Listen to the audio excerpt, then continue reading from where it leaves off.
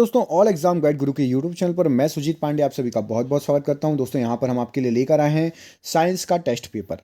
40 question रहेंगे, MCQ format में रहेंगे। आपको 40 में से सिर्फ 20 प्रश्न सही करने हैं। देखते हैं आप लोगों में से 20 प्रश्न कौन कौन सही कर पाता है। जिसने 20 प्रश्न सही कर लिए मतलब आगे आने वाले एग्जामों में आपकी साइंस की तैयारी बहुत ही अच्छी है। ठीक है, तो रेडी 20 सही करने के लिए। पहला क्वेश्चन देखो, निम्नलिखित में से कौन जीवाणु बैक्टीरिया जनित बीमारी नहीं है, बताइए। ऑप्शन है म्यादी बुखार, हैजा, यक्षमा या एड्स। तो यहां पर सही आंसर हो जाएगा आपका एड्स जो है वो जीवाणु या बैक्टीरिया जनित बीमारी नहीं है। क्वेश्चन नंबर 2 देखिए, टाइफाइड या म्यादी बुखार के कारण डैश के कारण होता है। तो टाइफाइड या म्यादी बुखार आपका ये होता है, ये जीवाणुओं के कारण होता है। ऑप्शन नंबर बी यहां पर इस प्रश्न के लिए सही आंसर हो जाएगा। अगला क्वेश्चन देखिए, निम्नलिखित में से प्रदूषकों की किस श्रेणी का संबंध ब्लू बेबी सिंड्रोम से है, बताइए। तो प्रदूषकों की वो श्रेणी है आपकी नाइट्रेट्स, इसके कारण ब्लू बेबी सिंड्रोम होता है, याद रखिएगा। अगला क्वेश्चन देखिए, लॉकजॉ रोग बताइए किस से होता है, प्रोटोजोआ, फफूंद, विषाणु या जीवाणु। तो लॉकजॉ रोग आपका जीवाणु जनित है। ऑप्शन नंबर यहां पर द बिल्कुल सही आंसर हो जाएगा, डी। अगला क्वेश्चन देखिए, टर्नर सिंड्रोम का संबंध किससे है, बताइए। स्त्री से, पुरुषों से, पौधों से या स्त्री एवं पुरुषों दोनों से। तो टर्नर सिंड्रोम आपका स्त्री से संबंधित है। ऑप्शन नंबर ए सही आंसर हो जाएगा। क्वेश्चन नंबर अगला देखिए, पीत ज्वर येलो फीवर रोग है, बताइए किसके द्वारा होता है। तो येलो फीवर रोग आपका होता है विषाणु जनित। ऑप्शन नंबर ए बिल्कुल सही आंसर हो जाएगा इस प्रश्न के लिए। अगला क्वेश्चन देखिए,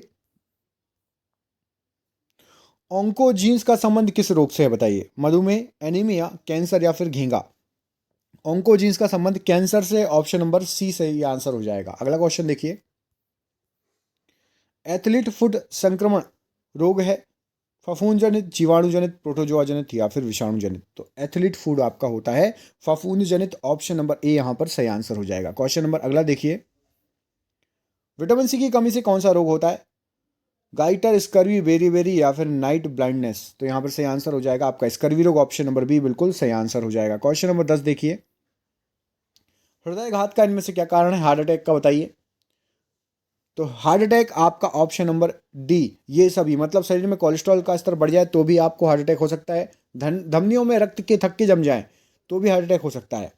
हृदय में रक्त की अपर्याप्त मात्रा पहुंचना भी हार्ट अटैक का कारण हो सकता है, याद रखिएगा। क्वेश्चन नंबर 11 देखिए, निम्न में से कौन मानव शरीर में न्यूरॉन का हिस्सा नहीं है, बताइए। सेल बॉडी, डेंड्राइट, एक्सॉन या फिर वोमन कैप्सूल। तो न्यूरॉन का हिस्सा नहीं है woman capsule. Option number D यहां पर बिल्कुल सही आंसर हो जाएगा, याद रखिएगा। अगला क्वेश्चन देखिए, निम्नलिखित में से कौन सी ग्रंथि मानव शरीर की एक अंतःस्रावी ग्रंथि है, बताइए ऑप्शंस के अनुसार। पीयूष ग्रंथि, लार ग्रंथि, यकृत ग्रंथि या फिर लेक्राइमल ग्रंथि। तो यहां पर सही आंसर हो जाएगा आपका पीयूष ग्रंथि जो है अंतःस्रावी ग्रंथि है मानव शरीर की। मछली से प्राप्त कॉड यकृत मतलब लीवर तेल निम्नलिखित में से किस विटामिन का समृद्ध स्रोत होता है। तो मछली से के लीवर में कौन सा होता है, विटामिन डी प्रचुर मात्रा में पाया जाता है। ऑप्शन नंबर बी यहां पर सही आंसर हो जाएगा। अगला क्वेश्चन देखिए, मानव शरीर का कौन सा हिस्सा पित्त रस को संग्रहित करता है, बताइए। वक, लार ग्रंथियां, पित्ताशय या फिर वशा ऊतक। तो पित्त रस होता है पित्ताशय में। ऑप्शन नंबर सी बिल्कुल सही आंसर हो जाएगा। अगला क्वेश्चन देखिए, किसी कोशिका की कौन सी कोशिकांग को कोशिका के पावर हाउस के रूप में जाना जाता है, बताइए। ऑप्शन है रिक्तिकाएं, माइटोकॉन्ड्रिया, नाभिक या फिर गोल्जी कॉम्प्लेक्स। तो कोशिका का पावर हाउस बचपन से पढ़ते आ रहे हो माइटोकॉन्ड्रिया का। ऑप्शन नंबर बी बिल्कुल सही आंसर हो जाएगा। इसको हिंदी में क्या बोलते हैं, कोई बता सकता है, कमेंट करके बताइए। माइटोकॉन्ड्रिया को हिंदी में क्या बोलते हैं, ठीक है। जैविक घड़ी का कार्य करने वाली ग्रंथि कौन सी है, अग्नाशय, पीयूष, पीनियल या फिर यकृत। तो जैविक घड़ी का कार्य करने वाली ग्रंथि आपकी पीनियल ग्रंथि है। ऑप्शन नंबर सी बिल्कुल सही आंसर हो जाएगा इस क्वेश्चन के लिए। अगला क्वेश्चन देखिए, भोजन को ऊर्जा में बदलता है क्या, भोजन को ऊर्जा में क्या बदलता है, लवक द्वारा, केंद्रक द्वारा, माइटोकॉन्ड्रिया द्वारा या फिर लाइसोसोम द्वारा। यहां पर सही आंसर हो जाएगा आपको माइटोकॉन्ड्रिया द्वारा। ऑप्शन नंबर यहां पर सी बिल्कुल सही आंसर हो जाएगा। अगला क्वेश्चन देखिए, एंजाइम क्या होते हैं, प्रोटीन, खनिज, वसा अम्ल या फिर तेल। तो आपके जो एंजाइम होते हैं वो होते हैं प्रोटीन, याद रखिएगा। ऑप्शन नंबर ए, प्रोटीन को देह निर्माता भी कहते हैं, आप सभी को पता होगा। प्रोटीन लीजिए, शरीर बनाइए। अगला क्वेश्चन देखिए, नेफ्रॉन का संबंध निम्नलिखित में से किससे है? तो नेफ्रॉन, यकृत, वक, हृदय या फिर वृषण। तो नेफ्रॉन का संबंध आपका वक से, ऑप्शन नंबर बी बिल्कुल सही आंसर हो जाएगा। याद रखिएगा, एग्जाम में आया हुआ क्वेश्चन है। क्वेश्चन नंबर 20, किस रक्त समूह को सार्वजनिक दाता कहा जाता है? बताइए। A plus, B plus, A B negative या फिर ओ नेगेटिव। तो सार्वजनिक दाता होता है O minus, option number D. यदि पिता आरएच सहित माता आरएच हीन हो तो माता को पहले प्रसव के तुरंत बाद डैश दिया जाता है? बताइए। तो यहां पर सही आंसर हो जाएगा रहोगाम प्रतिरक्षी, ऑप्शन नंबर बी बिल्कुल सही आंसर हो जाएगा। अगला क्वेश्चन देखिए, एंजाइम क्या होते हैं? प्रोटीन, खनिज, वसाम्ल या तेल। एंजाइम आपके प्रोटीन होते हैं, बता चुका हूं, अभी ये क्वेश्चन रिपीट हो गया है। अगला क्वेश्चन देखिए, शरीर में लाल रोधक कणिकाओं की कमी को क्या कहते हैं? बताइए। तो लाल रक्त कणिकाओं को मतलब आपकी रेड ब्लड सेल, आरबीसी की कमी, anaemia, option number C. Anaemia रोग हो जाएगा यदि आपके अंदर आरबीसी की कमी है। आरएच रोग के क्या लक्षण होते हैं? बताइए। तेज हृदय गति, ऊर्जा की कमी, बड़ा पेट या फिर ये सभी। तो आरएच रोग के आपके ये सभी जो है लक्षण हो सकते हैं, तेज हृदय गति, ऊर्जा की कमी और बड़ा पेट।